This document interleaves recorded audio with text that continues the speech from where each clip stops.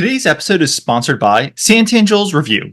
Finding the right hedge fund cap intro event isn't just about the size, it's about the value it brings to your time. Santangel's Review offers something unique for fund managers and allocators. Founded in 2010, it hosts 3 cap intro roundtables each year, 2 in New York City and 1 at Fenway Park in Boston. These events stand out for their focus on quality over quantity, attracting some of the most prestigious endowments, foundations, and family offices worldwide. The secret sauce? Santangel's spotlights undiscovered talent. Managers you don't necessarily see at other industry conferences. Attendees take part in 8 one-on-one meetings, intermixed with ample networking opportunities. In an industry built on relationships, Santangel's fosters some of the most valuable connections. If you're a manager or allocator who is serious about maximizing your time, you want to be a part of Santangel's Roundtable. All right, hello and welcome to the Yet Another Value podcast. I'm your host, Andrew Walker. If you like this podcast, it would mean a lot if you could rate, subscribe, review wherever you're watching or listening to it. With me today, I'm happy to have Devin LaSarre. Devin is the author of the Invariant Substack. Devin, how's it going? I'm good. Thanks for having me. Thanks for coming on. I'm super excited to have you on. But before we get there, I'll just do a disclaimer. Same thing I do for every podcast. Nothing on this podcast is investing advice. Please consult a financial advisor. Keep that in mind. Do your own diligence. Always true, but maybe particularly true today because we're going to be talking about something that's very anti-ESG, tobacco-related companies, and it trades on an international exchange, which carries all sorts of extra risks. So please do your own research. Consult a financial advisor. Devin, that out the way. Look, I'm so excited to have you on. I was telling you before, you published this incredible piece on the Haypp Group.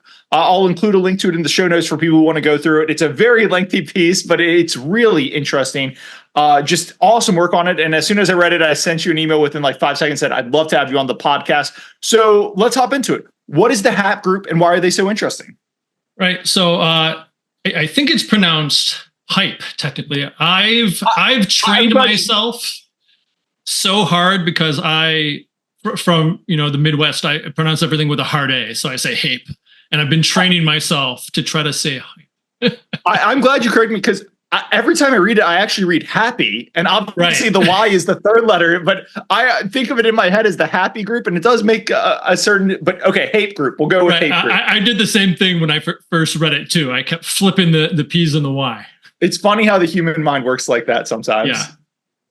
Yeah. So, I mean, the company is certainly not known by many. It's very small. It's listed on a very small exchange.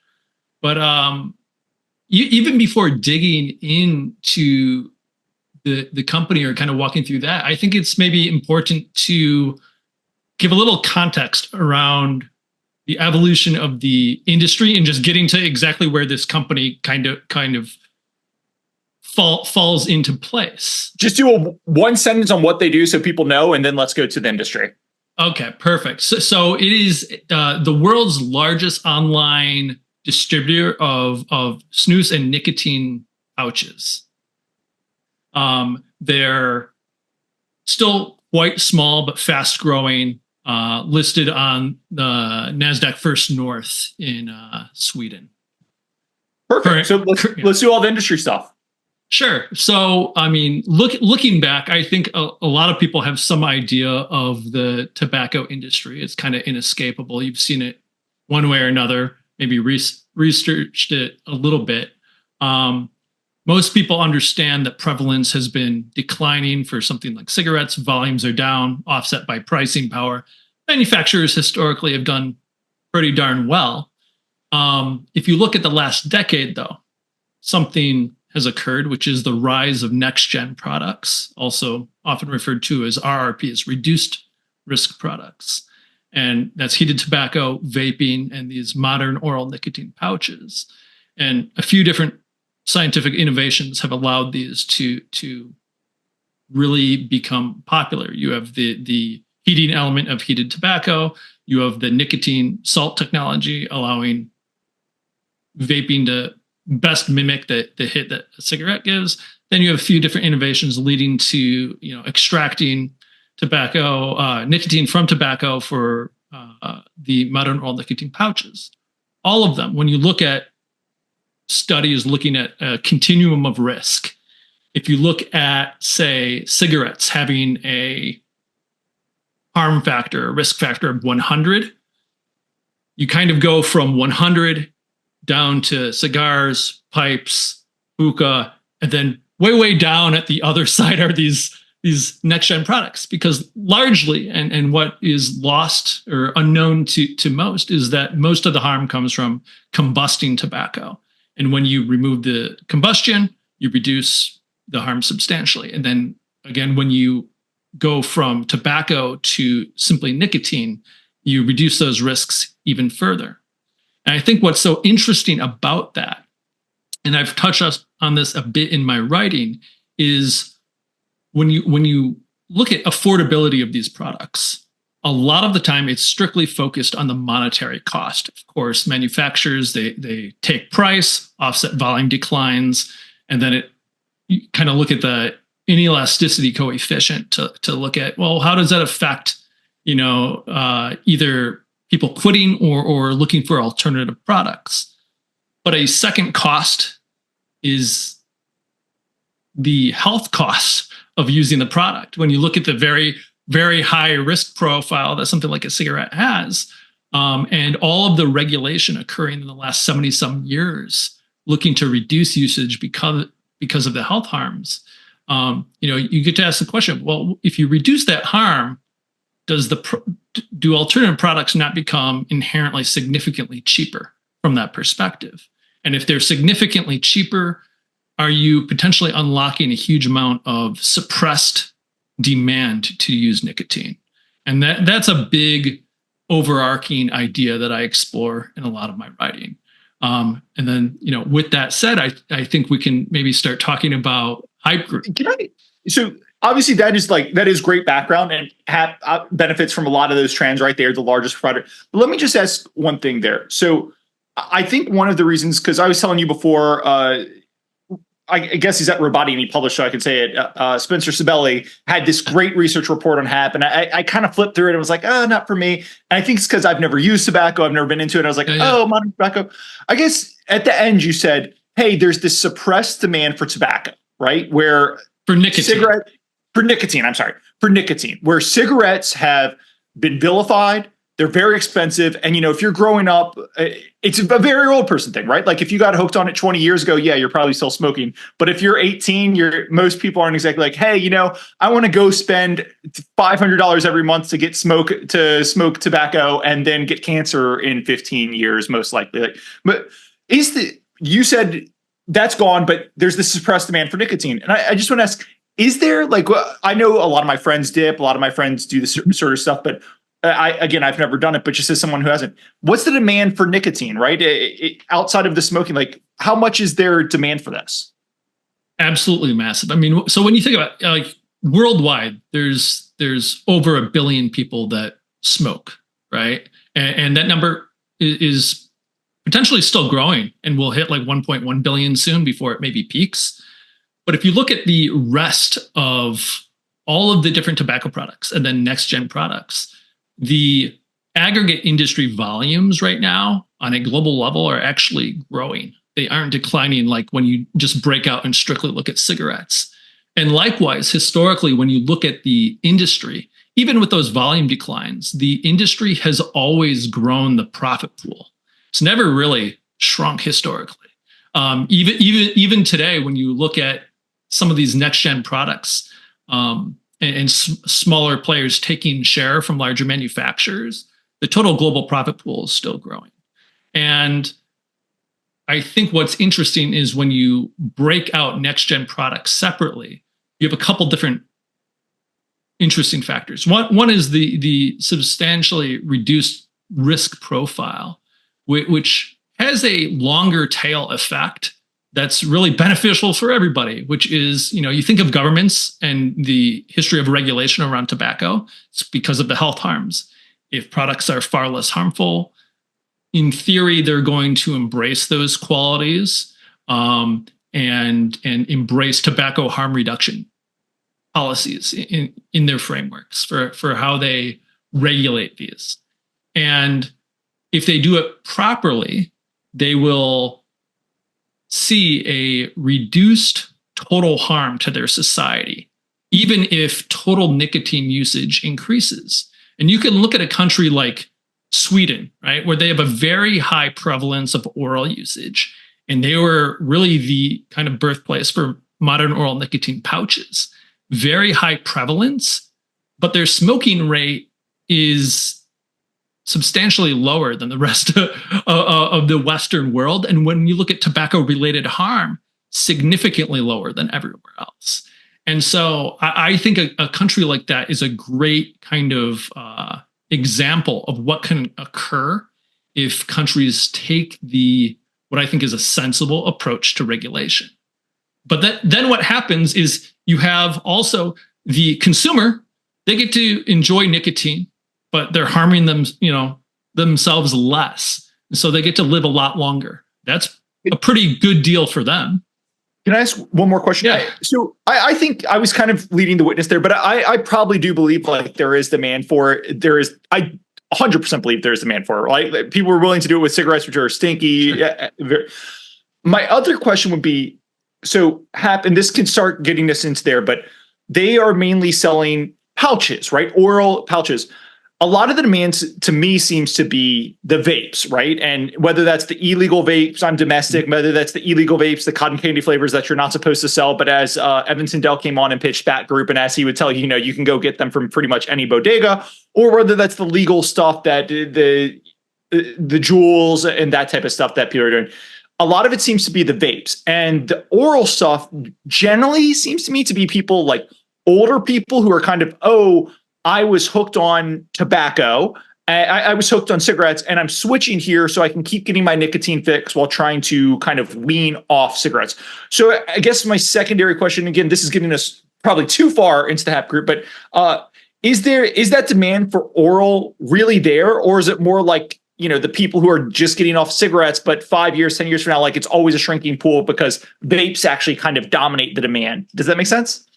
Yeah, that makes sense. And I would say that if you look back historically, and we can separate the modern oral nicotine pouches versus traditional oral tobacco. Is that dip? Am I kind of thinking like my friends who at bachelor parties? Yeah. So all of that together, all of the oral products has always been a growth industry in the world. Basically, volumes have just continued to grow. And when you look at nicotine pouches, it's really been only in the last half decade that the growth has really accelerated, and now it's kind of inflected and is growing radically. And we can get into detail on that down the line. But I think even if you say, and you can look at different sources, different studies saying, well, what percentage of nicotine pouch users are coming from other products versus have never used nicotine or tobacco, right? And the vast majority do come from having used legacy tobacco products. And I think you can look at the numbers. And again, if there's 1 billion people worldwide that smoke, and you can shave off the large number of people in China because it's an inaccessible market. But you look at that, and then you look at people shifting from not just cigarettes, but legacy oral tobacco. You look at people maybe even shifting from vaping, which is occurring right now. And nicotine pouches are actually the fastest growing next gen product category. It's outpacing heated tobacco and vaping. So that should be a really good background for people just understanding like what they're selling in the backdrop of the backdrop of the industry overview. Why don't we go specifically into Haypp and talk about what's so interesting and attractive about them? Right. So, the original company was founded in 2009, and it was focused on selling snus online, which are tobacco pouches, oral use, and very, very prevalent in Sweden. And the two founders, their rationale for starting the business was, they'd go to the local convenience store. There'd only be a handful of SKUs to look at. Some of them might be old, outdated. The person behind the counter doesn't know anything. They can't really help guide them into what they might want to buy or try out. And the price was high. And so they looked at all this, like, there has to be a better way to do this. And they realized, hey, if we do an online site, we can give the adult consumer all the information, under the sun about the exact product qualities. We can have a huge assortment. If we get to scale, we can offer it at a far lower price. And They ended up, it was slow going at first, but ended up scaling up. And then the company in 2017 got new management, man by name of Gavin O'Dowd, current CEO, joined the company. He had previously worked at British American, and he actually was a general manager for Sweden and Norway. While he was at BAT, he was responsible. He acquired the company that would eventually become the best-selling nicotine pouch brand of the Scandinavian version of Velo. I don't know if you're aware of any of the brands, but best-selling, product in Scandinavia, which is the most competitive market. So he established that. He looked at where the market was going. He saw the fast growth of this category. He saw it not just taking share from traditional oral, but he saw smokers switching. He saw the opportunity, and so he jumped from BAT to Haypp Group. Several other people from BAT actually followed him over. And then I believe they also have somebody from Swedish Match as well that was high up at Swedish Match, which produces Zyn, that's now owned by Philip Morris International. So go ahead, please continue. As I say, so 2017 he joins. They decide they're going to focus on going from snus to nicotine pouches, and then eyeing international expansion. And over the following 4 years, they did a handful of acquisitions. In 2019, they merged with Northerner to create Haypp Group. And from that point forward, they were the largest online distributor of snus and nicotine pouches. Today's episode is sponsored by Santangel's Review.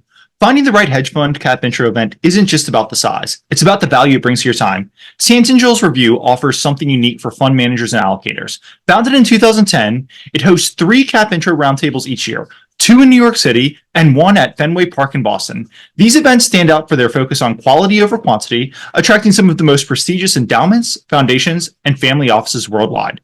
The secret sauce? Santangel's spotlights undiscovered talent.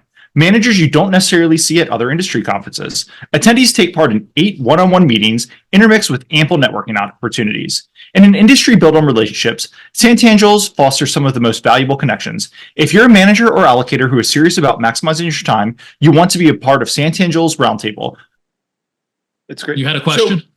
I was going to say, so we've got the background of they're the largest online distributor, and I did not realize that he's the one who launched Velo. The only way I know it is as you and I were talking, I've looked at all the Haypp websites and everything. Velo is like right up there as one of the top brands. Mm-hmm. So that's the only way I knew it.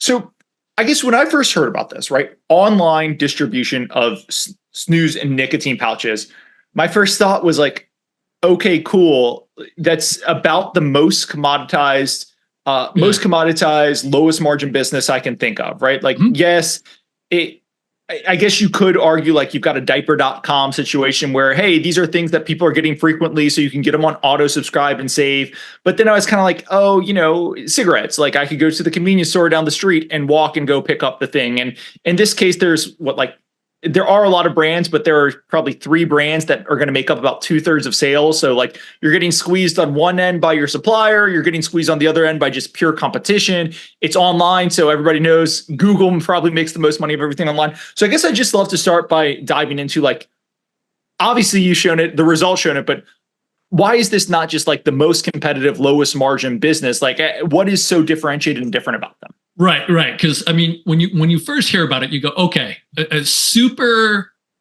popular, cheap, addictive product. It's a fast growing category. It's going to attract a world of competition, and that competition is going to compete away all profits. And like, if I can just add one thing, as a domestic person, I would add all that and I'd be like, oh yeah, and this company with a really weird name, of course, they're just some like fly by night cheap website, like put it to the side. Who cares, right? Yeah, that's exactly the thought process of how it goes. Except, you think about it, and like nicotine pouches are a super simple, really like ideal product for e-commerce because they're high value to their mass and volume.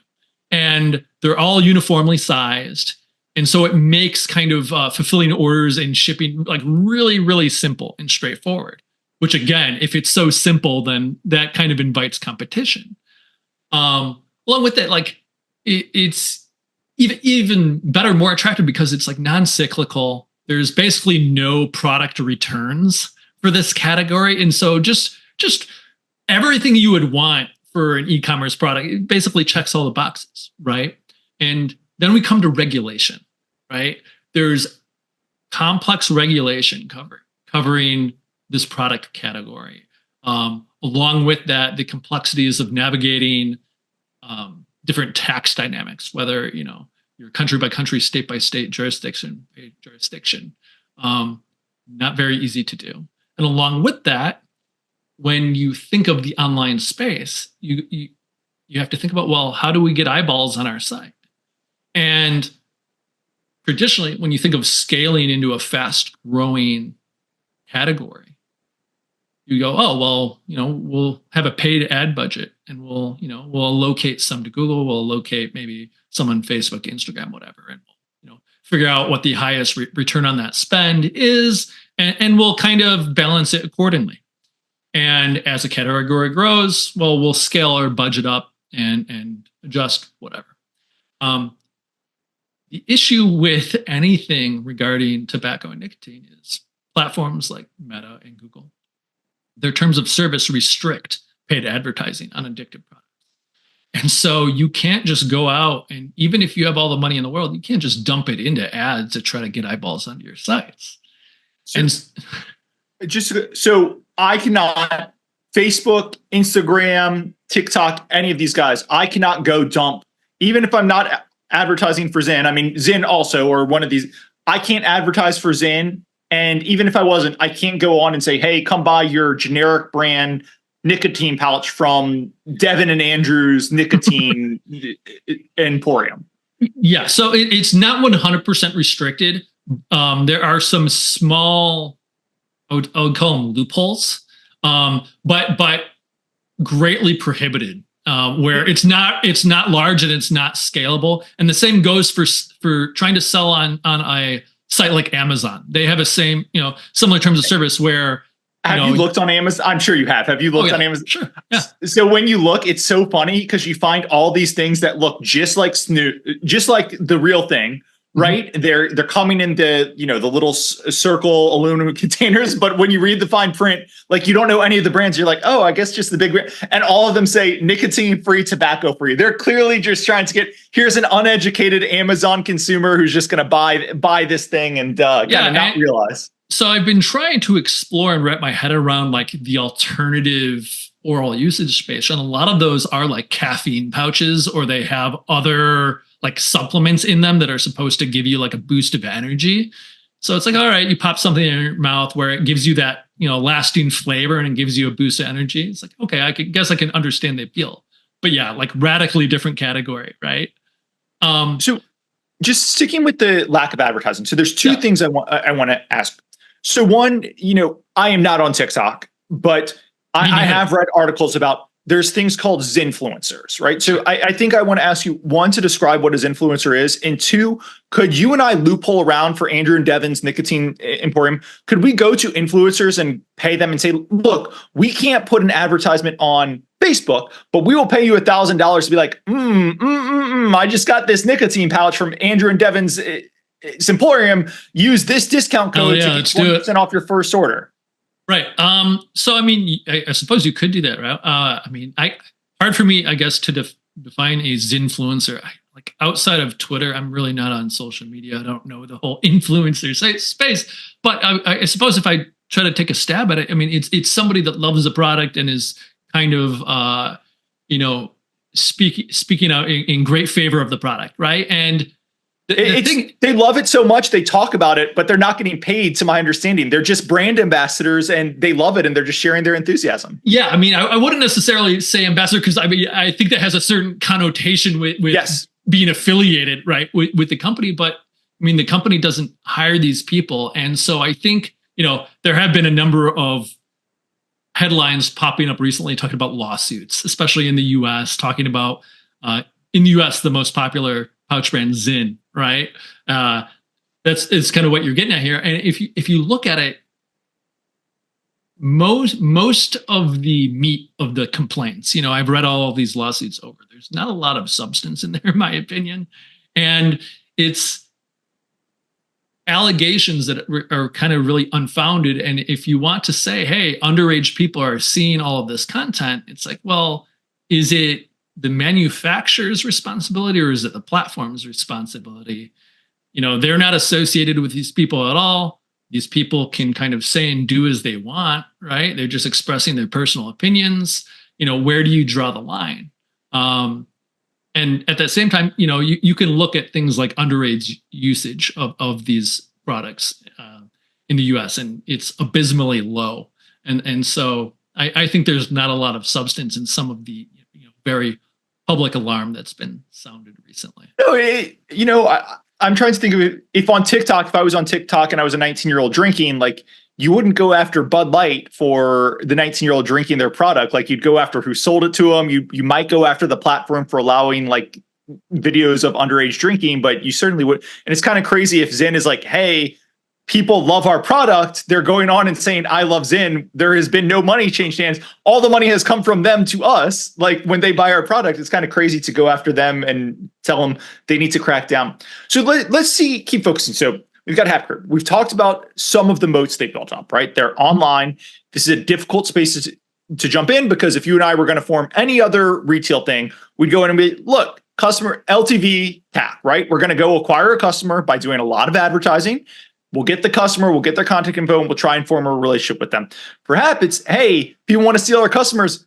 Good luck. Like we were kind of the first mover. We've got all their information. How are you going to advertise to get the customer to try? Like we're doing a great job. So that's the first stage in the moat. I want to talk about some other stages, but just anything on that stage you want to dive into? Yeah. So, there's a lot to say, and this will tie into what I think their biggest part of their moat is. And to tie into what you just mentioned, customer acquisition costs a lifetime value. It's like, again, in a fast growing market, a lot of competition, especially if there's, a limited ad pool. It's like, well, those potentially are going to become really expensive as people are competing on the same phrases, long tail intent based phrases where there's, high purchase intent, right?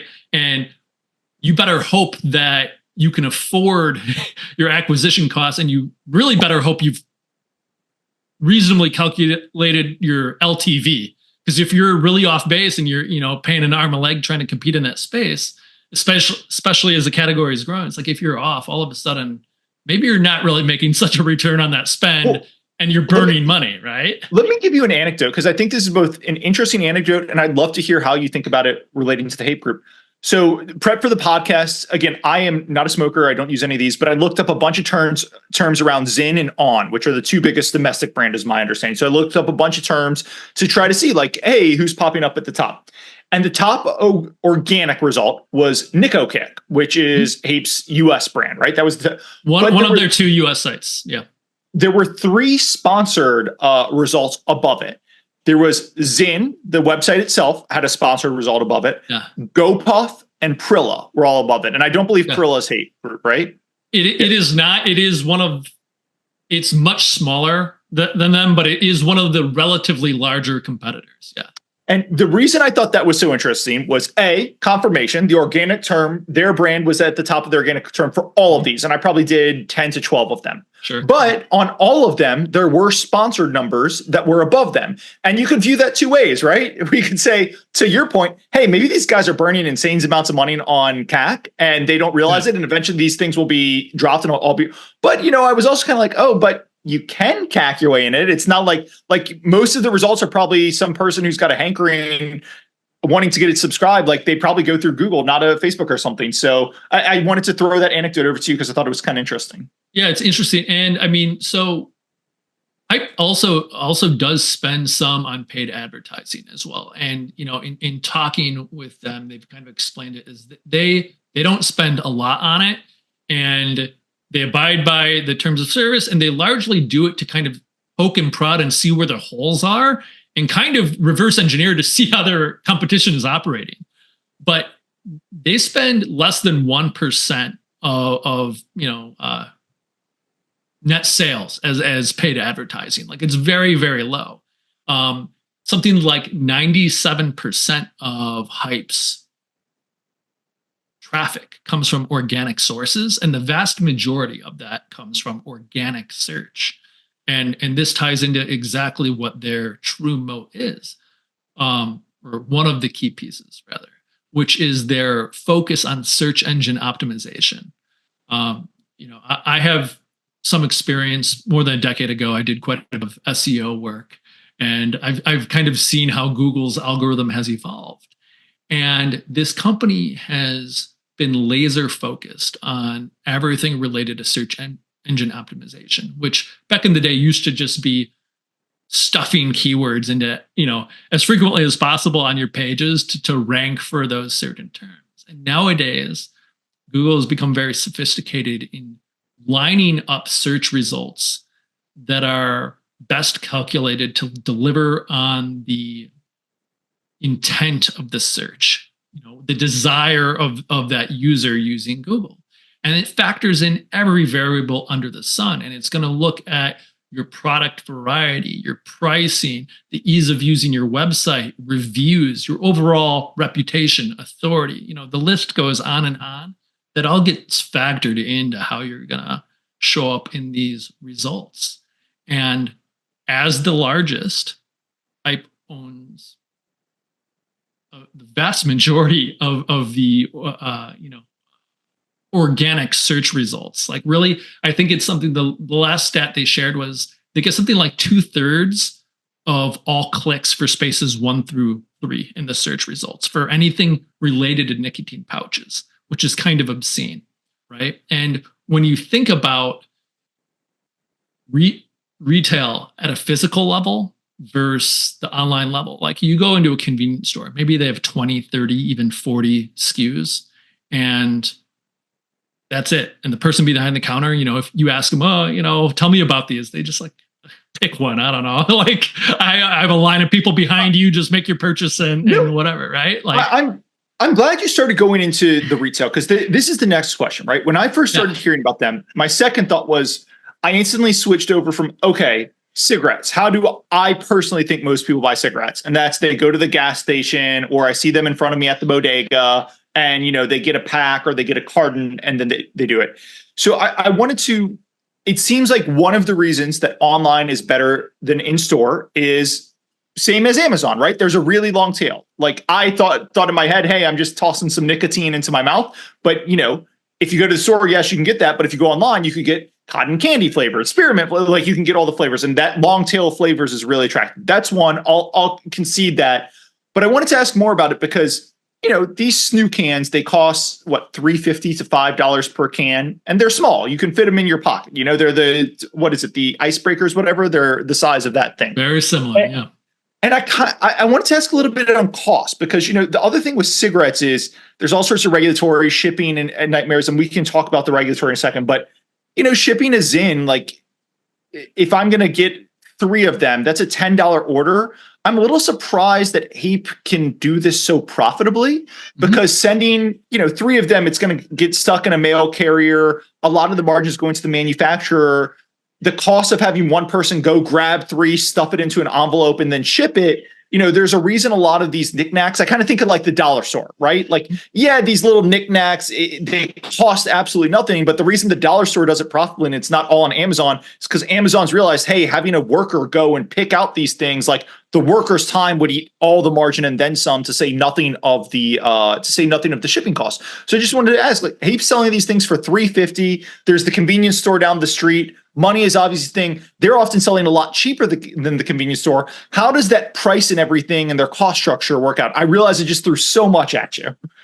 That is a lot, and that's great. Those are all good things to think about. And yeah, so when you think about the advantage, because you're right, there are certain costs that are being incurred that wouldn't be incurred maybe at physical retail, but also the reverse is also true. So when you think about it, there's several big drivers of why on earth would anyone go and buy this product online rather than just going to your local convenience store. Convenience stores are, as their name suggests, very convenient, right?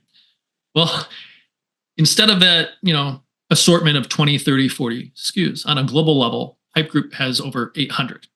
And along with that, you read details of every different quality of the product. You have reviews, you have comparisons, all kinds of stuff that really gives the consumer the information that they're looking for to navigate the category. Along with that, the prices are substantially cheaper, where when you look at Haypp's prices to the average convenience store, average supermarket, it's anywhere from 20 to 50% cheaper, which is just staggering. And you say, well, how can it be so much cheaper? That seems absolutely nuts. And there's several big components.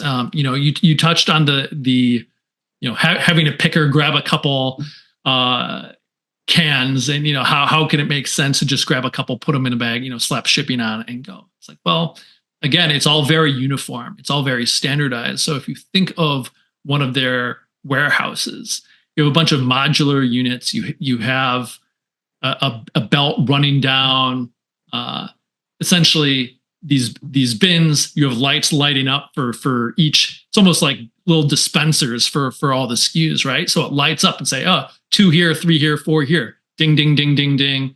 And it all kind of moves down.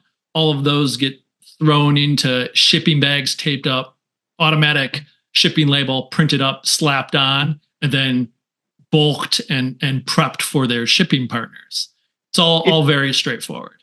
If I can add, I think this is one place where focus matters, right? Like if Amazon let's say there's 1,000 SKUs. If Amazon threw this into one of their warehouses, their picker would go from, today I'm getting the Zyn, and then I'm go over here to go get the plates, and then I'm over here to go get whatever else you're getting on Amazon. Whereas here there's 800 SKUs, and you know exactly where each one is, and the person's going, and all they're doing is fulfilling these orders. So I do think there is something to the scale of just focused on only these 800 SKUs and not being in this giant warehouse where people my understanding with Amazon, one of the many issues they had was, hey, I go to get a dollar kid's toy. I have to walk all the way across the warehouse. By the time I get there, I've racked up more than $1 employees cost. Whereas if you're only focused on the Zyn, you could see how the employee, maybe he's just sitting next to it and he's grabbing it. So it's a way of focus actually matters here. Super streamlined. Exactly. And along with that, when you look at, the difference in the costs incurred from these two models, the online versus physical retail, for the manufacturer, it's very easy to bulk send product to a single warehouse rather than distributing it. Think of the costs incurred when you're having your product distributed to a million different, convenience stores, right? A little bit different in terms of the profit pool and the cost incurred. Along with that, the physical retail, you're competing for shelf space. You're competing for different promotions, incentive plans. You're maybe having some level of, performance pay based on, monthly volumes or whatever's moved. So there's all these things that come into the mix where you look at the higher convenience store price, but a lot of that is kind of taken off along the way from different parts of the value chain, right? No, you're right. And the proof is in the numbers and what they're selling for and the profits that they generate, though. It is surprising to me because I also think of the old cigarettes. It's like, hey, you're a C-store. Maybe you do cigarettes kind of at cost-ish because it's just a traffic driver, right? Like somebody who smokes cigarettes, they're going to buy a pack a week. So, every week they're going to walk in there and once a month they're going to buy a Coke or they're going to buy, a bag of chips with it and couple something. lotto tickets. Yeah, exactly. And Haypp doesn't really have that. So it's almost surprising you're selling against a lot of people who might price it kind of at their cost of goods sold.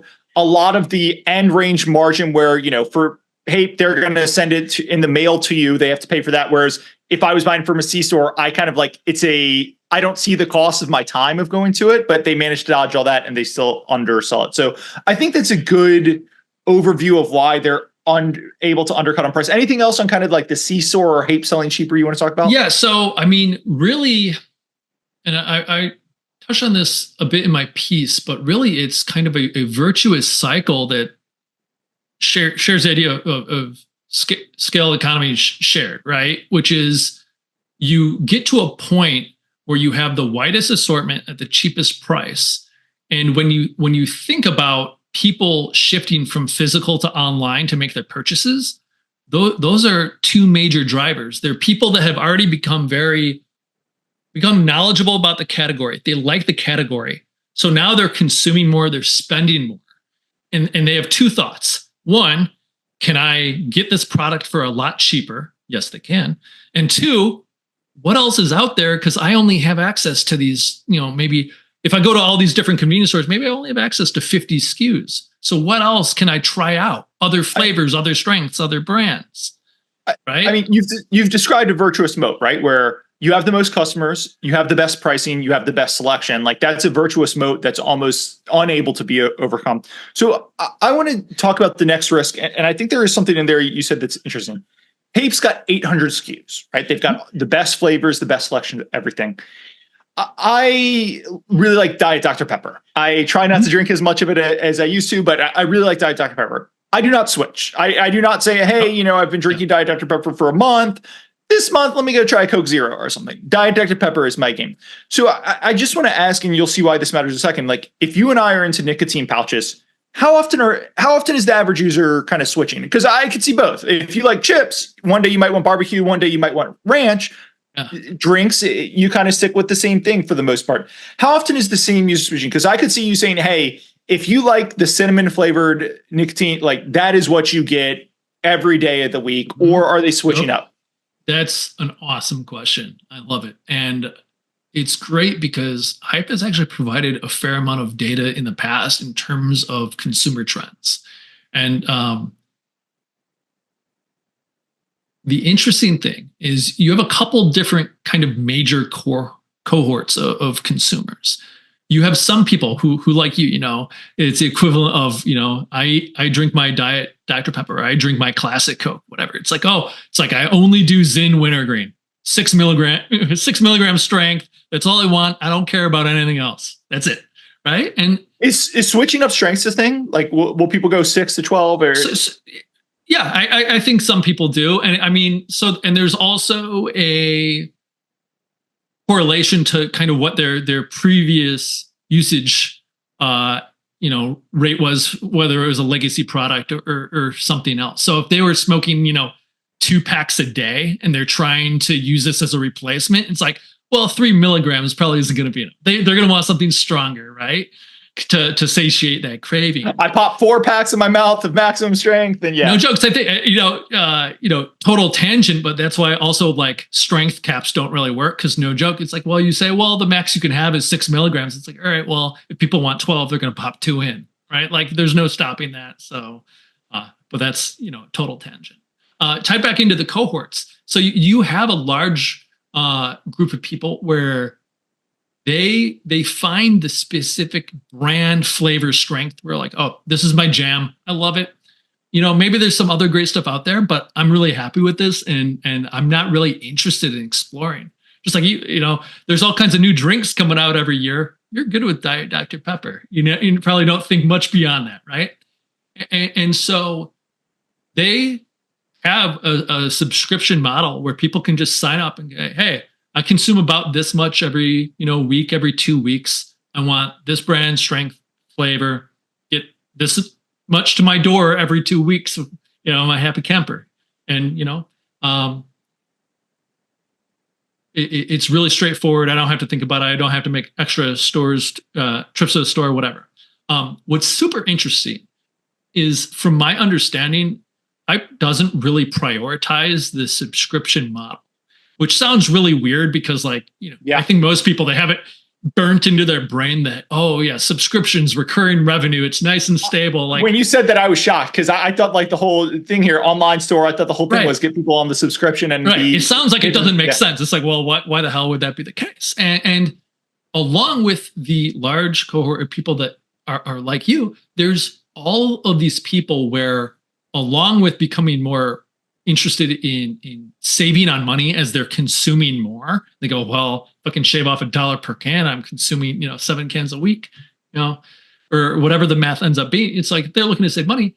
They're also looking to see what else is out there, and because of that, and you see this a lot more in Haypp's core markets, which are Sweden and Norway, which are really much more established, more competitive, and also much more open to having much easier to get new products into the market, as opposed to the US, which is very kind of stagnant and stale. And we can touch on that in a little bit. But in the core markets in Sweden and Norway, you have all of these new brands coming to market.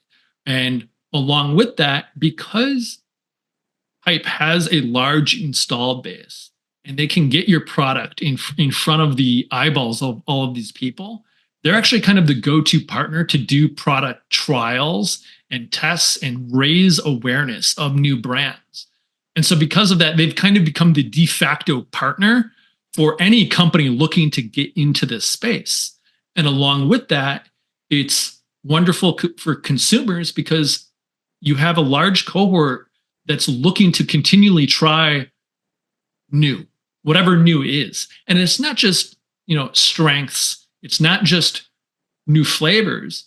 It's all kinds of qualities regarding the packaging, the feel, the size, the form factor of the pouch, its moisture level, and moisture level, it will affect the feel, how comfortable it is to have, tucked into your lip, the rate of nicotine delivery, the duration, the consistency of the flavor, like all these things tie in. So incremental improvements, like if you look at what's on the market in Sweden now compared to 6 years ago, radical upgrade.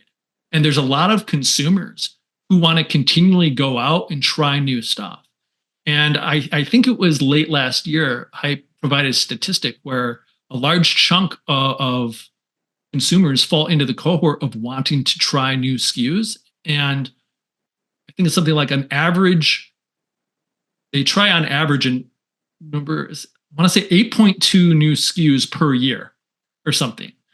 Do you know if the people who are trying new SKUs, do they have any brand loyalty? So for instance, back to my Diet Dr. Pepper thing, yeah. I will, like Diet Dr. Pepper, I'm looking over my shoulder because I see it. They introduced a Diet Dr. Pepper strawberries and cream, and I will try from Diet Dr. Pepper to Diet Dr. Pepper strawberries and cream, but Coke strawberries and cream comes out, that's not for me.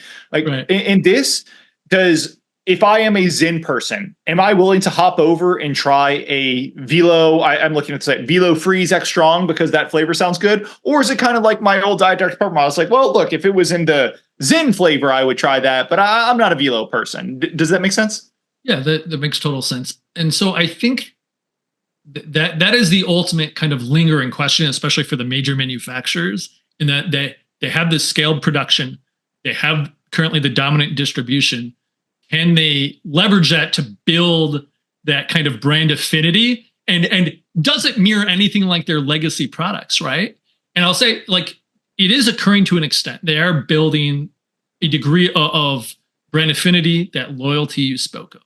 I don't think it will ever be as strong as something like affinity for Marlboro or one of the premium brands like that. When you just think of its legacy, lack of obvious new competition, et cetera, it's just like you have this entrenched leader, and it's been that case for decades and will likely remain so.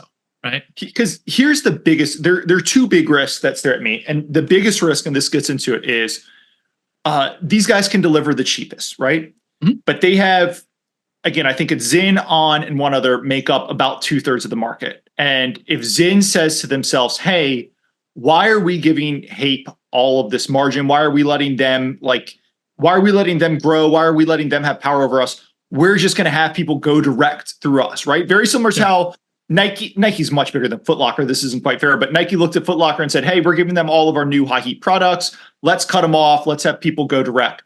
So the risk I was asking is, and you can build on it, is like, how much is there a risk that Zyn starts going direct to consumers, On starts going direct to consumers, and consumers say, look, I am a Zyn person. I just go get my Zyn. I don't care if I don't have access to On.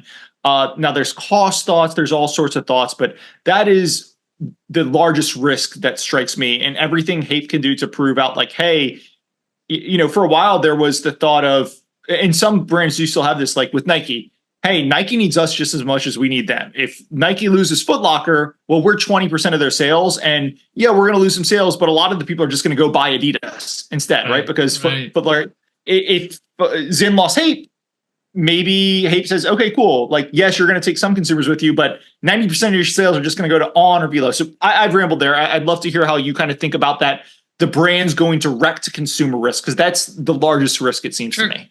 So, I mean, I can cut right through some of that very simply in that, I know some people have been highlighting recently that Zyn does have a standalone website. They recently started pushing subscriptions more heavily.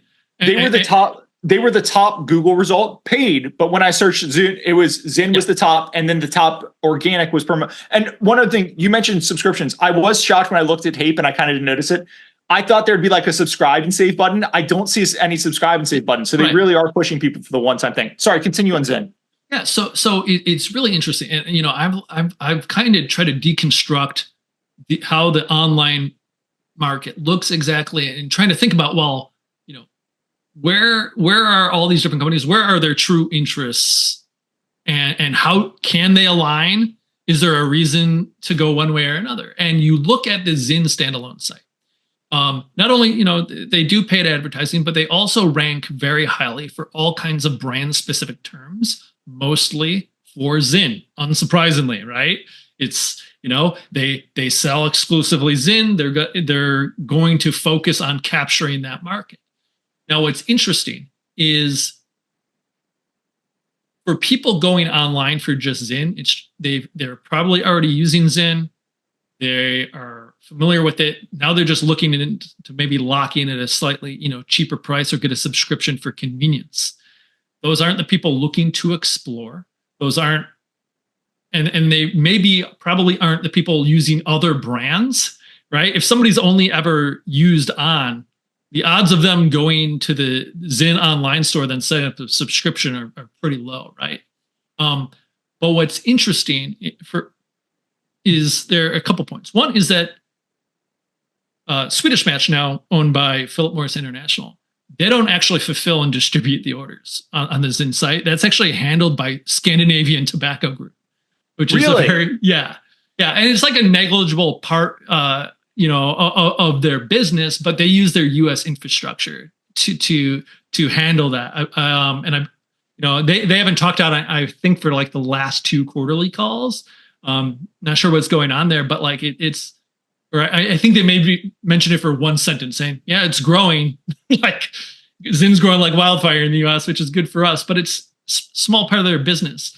So it's like, for Swedish Match or for Philip Morris International, it's like, well, you're giving up part of your margin, whether it's to Scandinavian Tobacco Group or it's to Haypp or whoever. But the advantage of working with Haypp, and the reason why I think that they're going to stay the leader by far, is because how do you get eyeballs of users of other brands to try your product, right? Again, like all these standalone sites, they're really for people that are already kind of stuck on the one particular brand.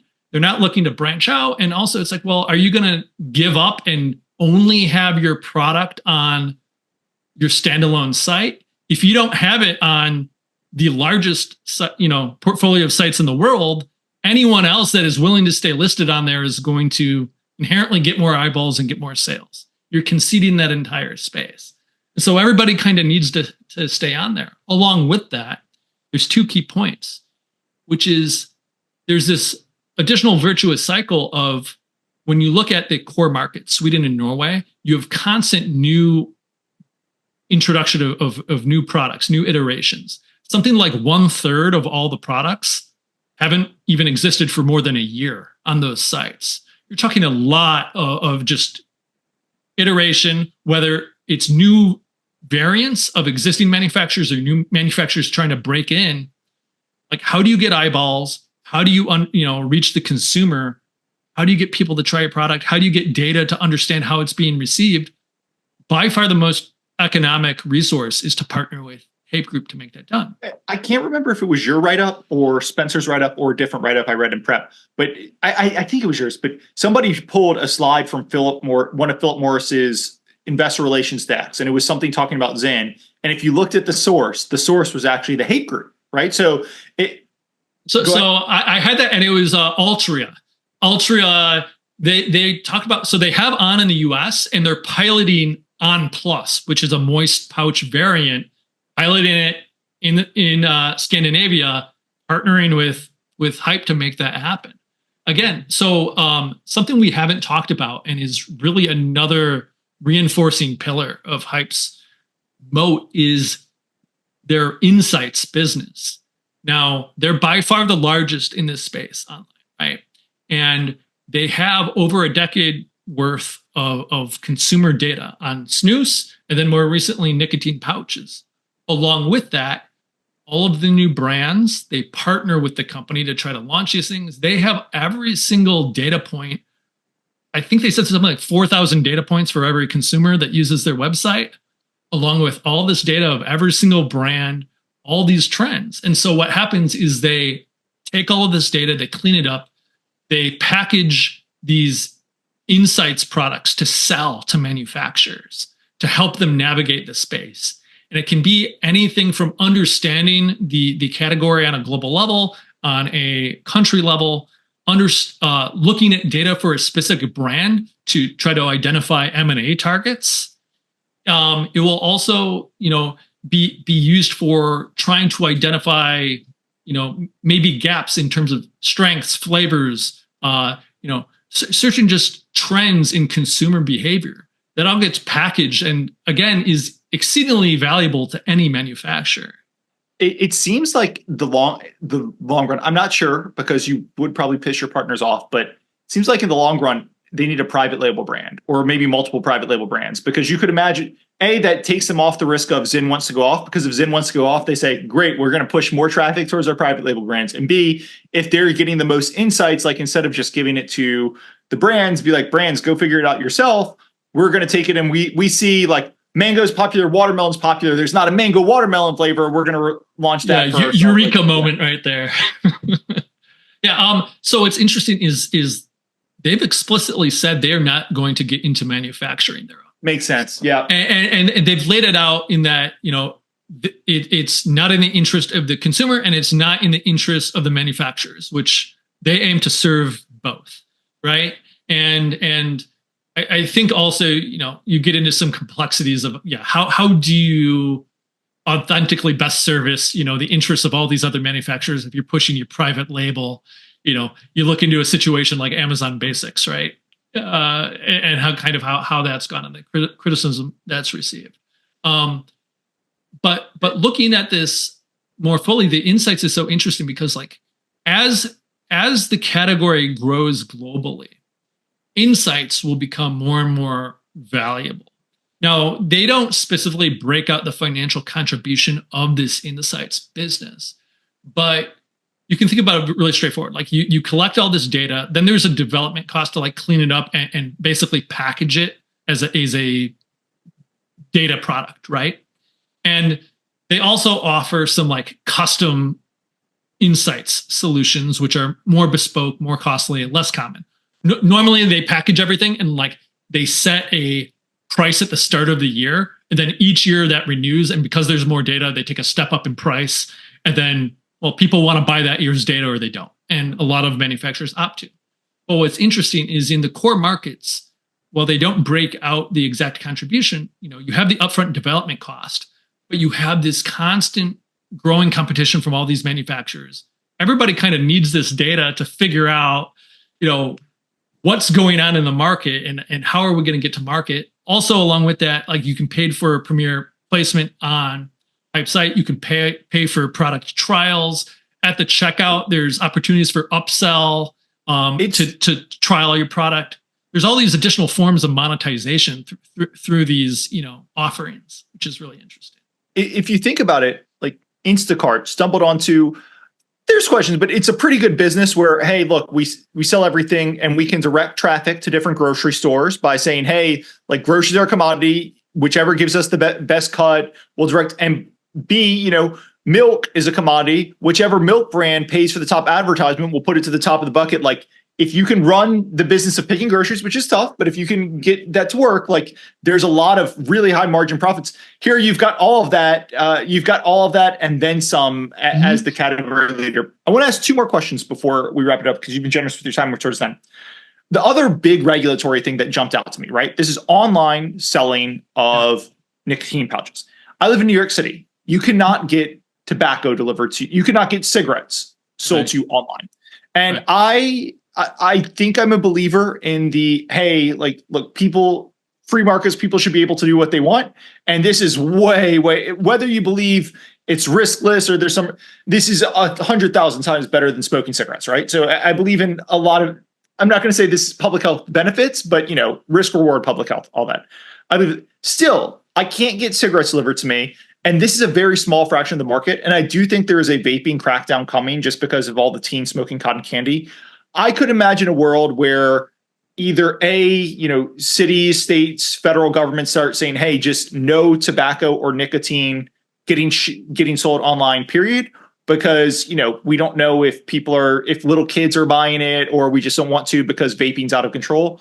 Or B, I could imagine a world where even if it's not done federally, state by state city, there's only 4 carriers that matter, right? UPS, FedEx, USPS, maybe DHL.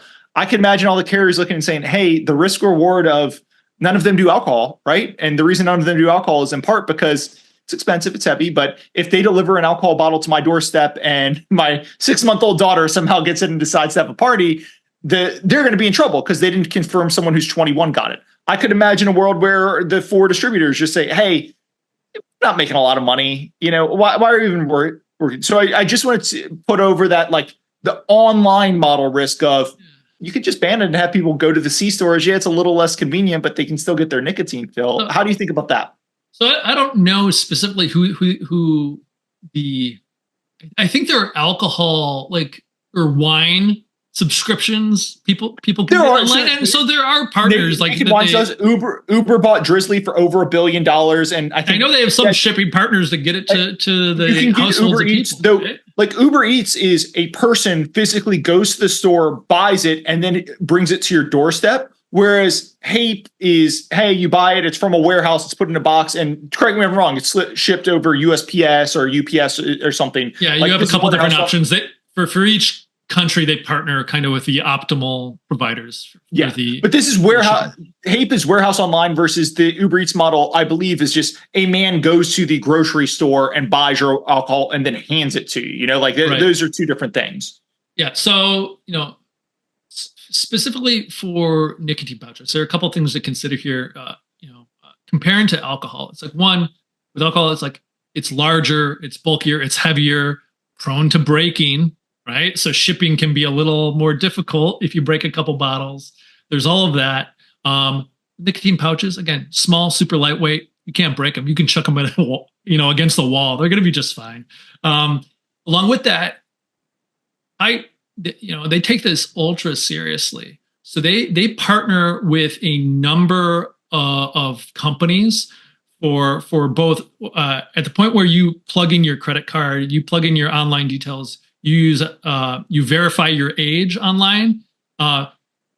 They use all these different forms to verify you are who you say you are and you're over 21 in the US. And then along with that, if it's required in the state, they require a signature at the point of delivery, once it's actually delivered. Right. And so because of that, they use all these different layers and, they've had confirmed 100% of their transactions are age verified.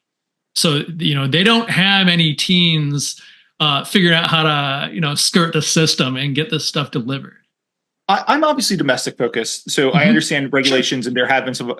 Are there any states in the U.S. where online delivery of nicotine pouches and tobacco is outlawed? Yeah. So, fuzzy, don't have it in front of me. I want to say Maryland. Maybe it's Maryland. Could be wrong. Think Maryland has banned it. I know. So right now there is a slew of state level. They're called like PMTA registry bills going on, specifically focused on vaping. Right.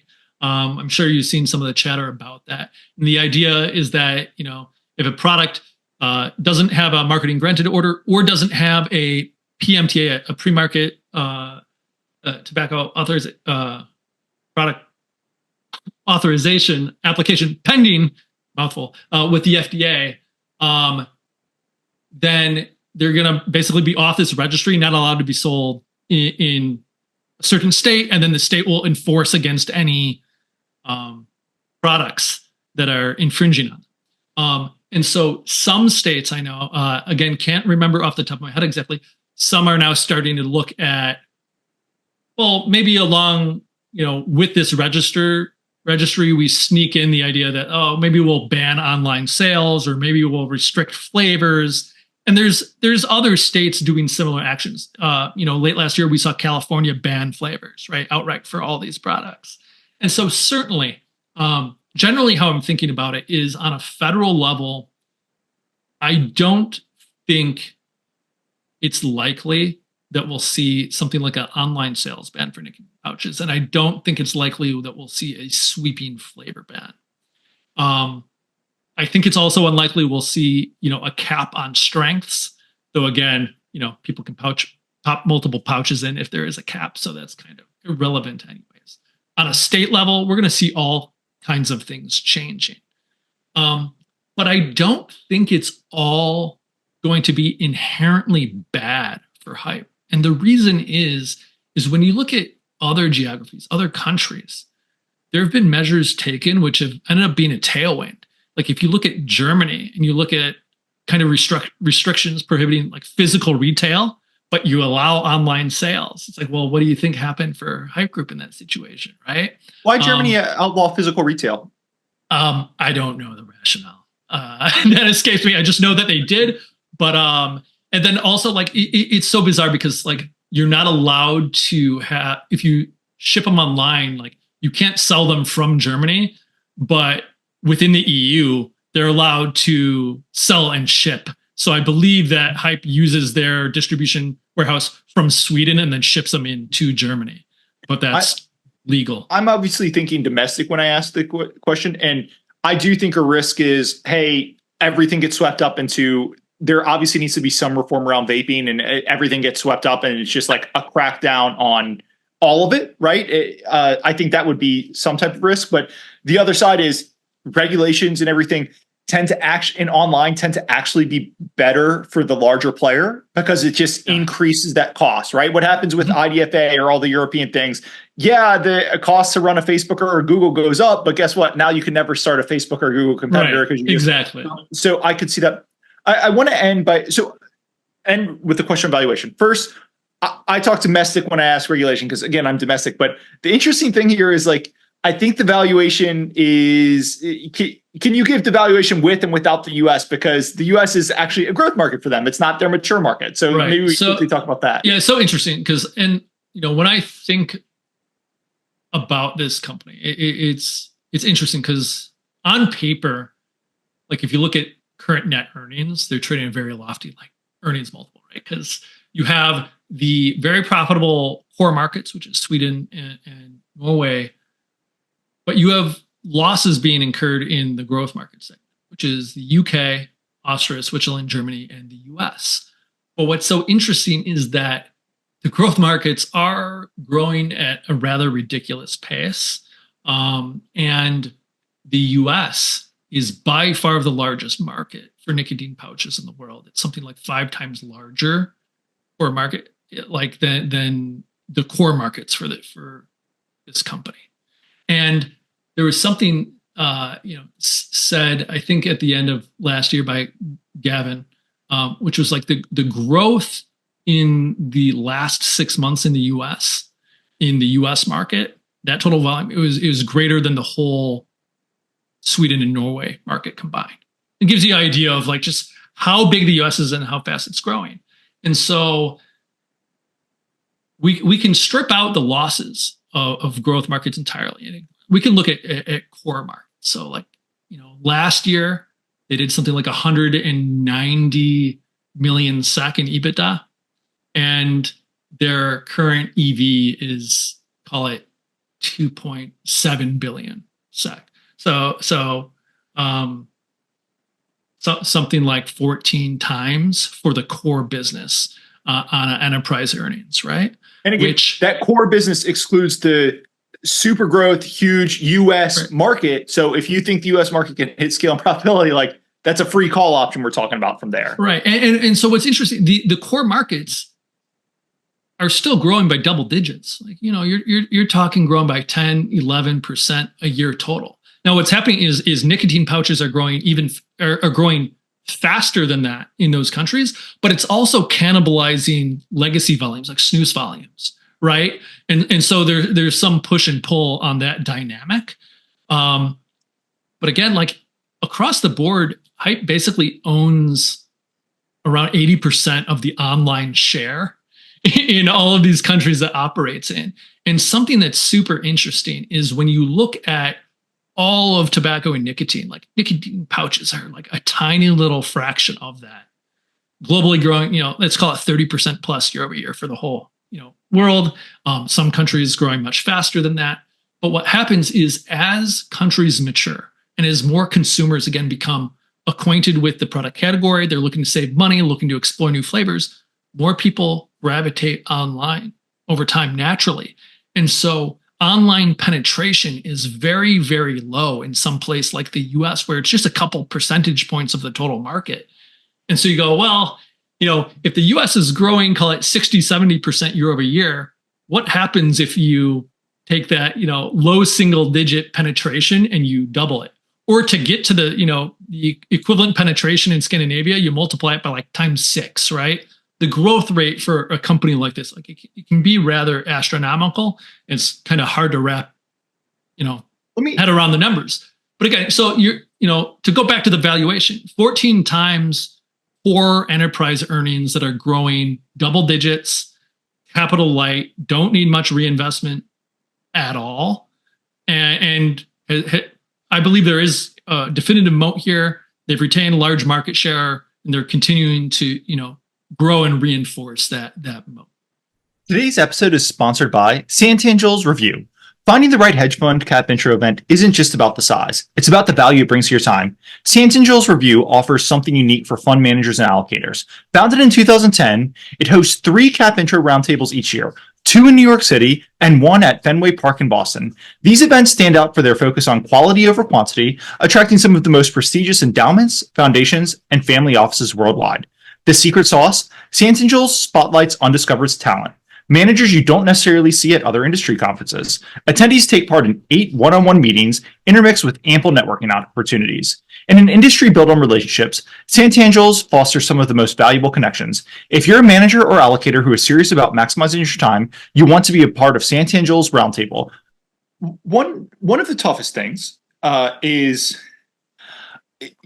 you published this in the stocks at 70 or 60 in mid-February, right? Sure. My friend sends it around to me when the stock's at 40 6 or 9 months ago, right? The stock is at 80 today. And look, congrats. I'm not trying to suck up to anyone, but one of the toughest things for an investor is to look at that chart, right? That up and to the right over 9 months chart and say, I didn't miss it, or and buy into a stock that's doubled, right? So I guess I just want to end by asking, look, you laid out a case for the core business at 14 times earnings, but if a listener's listen to it and they can probably tell I'm pretty interested in it. Link in the show notes to the write-up. It's incredible. But when you look at it, this 80, having doubled, I hear you when you say, 14 times core business, but you're getting all the growth, the core business growing 10% capital light, and you get all these domestic markets free. I guess my thing would just be like, hey, why was it at 40 6 months ago, and why have I not missed it, right? Like, what was the market missing at 40 that it's gotten a little more right today, but it's still getting dramatically wrong? It's like, and you could back up further and before it was trading at 40, not too long ago, it was trading at 30. And absolute depths of trading. Yeah, those are pretty good in hindsight, pretty good prices to buy, I suppose. But yeah, looking at it now, what's interesting is you can look at this business and the core markets, again, growing healthy double digits. The growth markets, I mean, they grew sales in the growth markets at 67% last year, right? Like just, and the year before that, 57%. So it's actually accelerated, which is rather remarkable.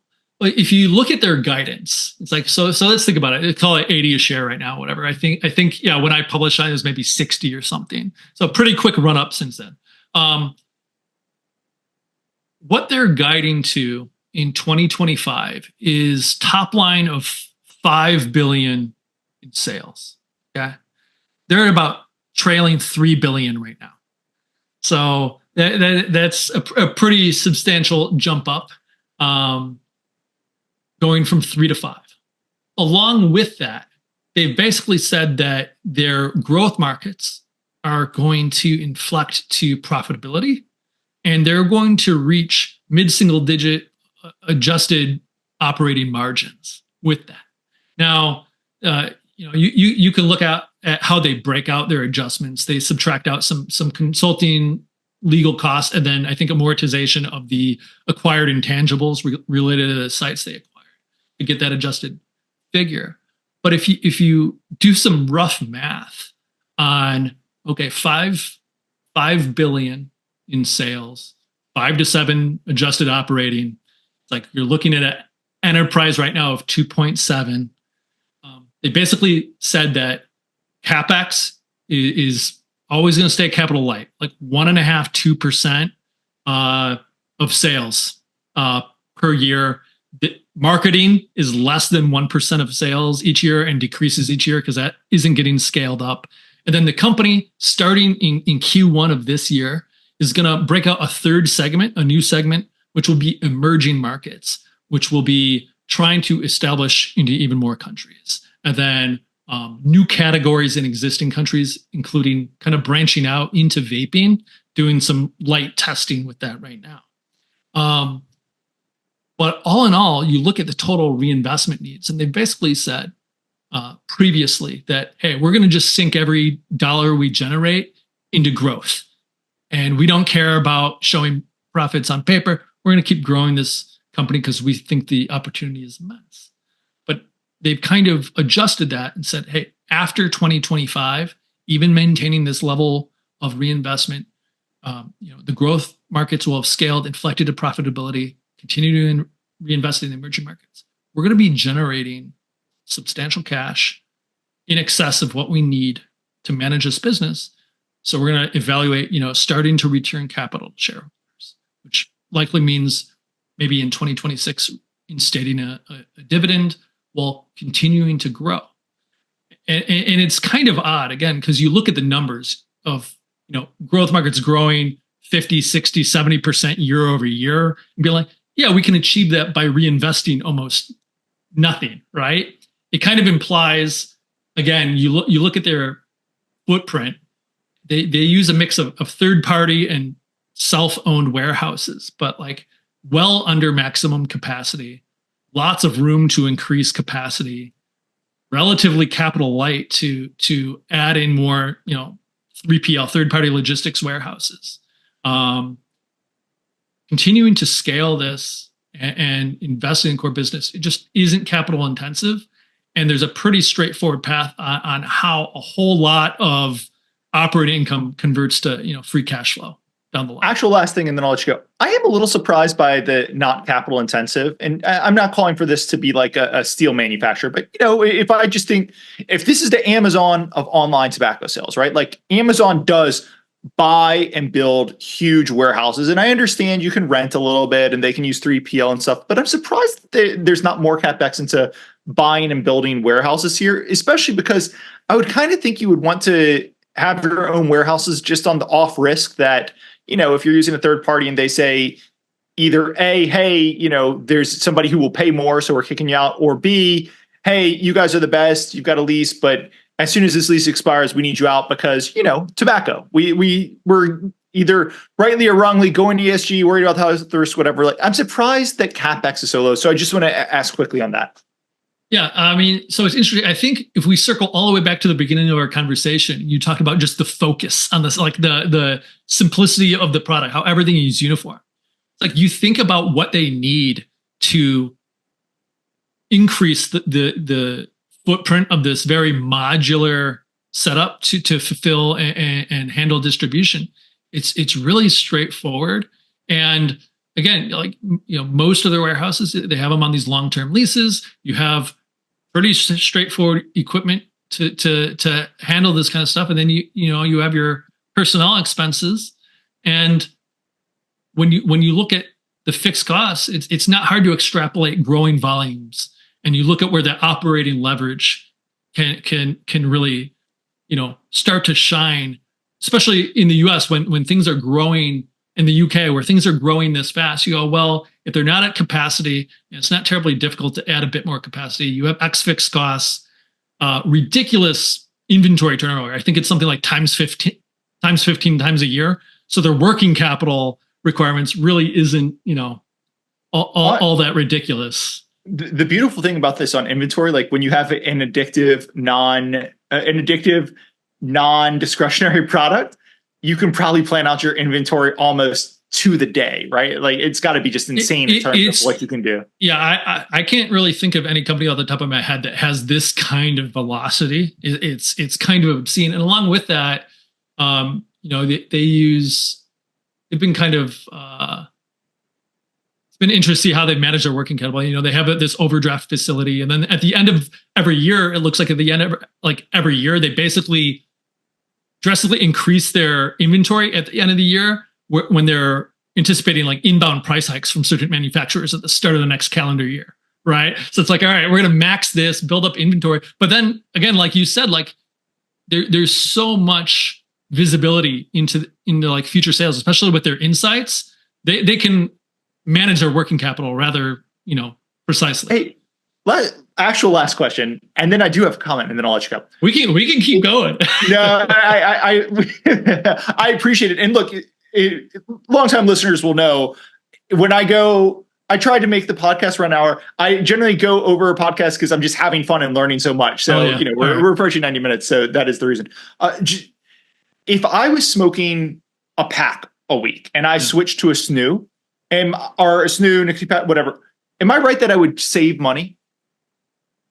Generally, yes. I mean, it depends on the exact country. Depends on the state, right?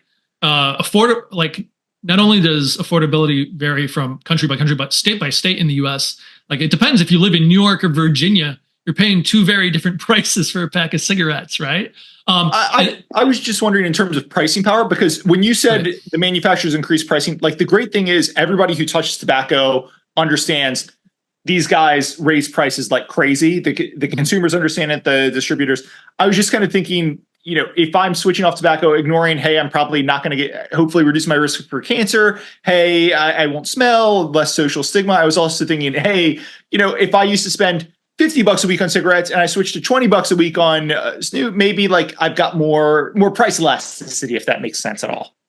Yeah. And again, I think there's also that trade-off going back to like the health costs. Maybe you're willing to pay even more long-term if it's far better for you. If you don't have the health risks, maybe go, oh, well, I'll pay much more because it's much safer for me.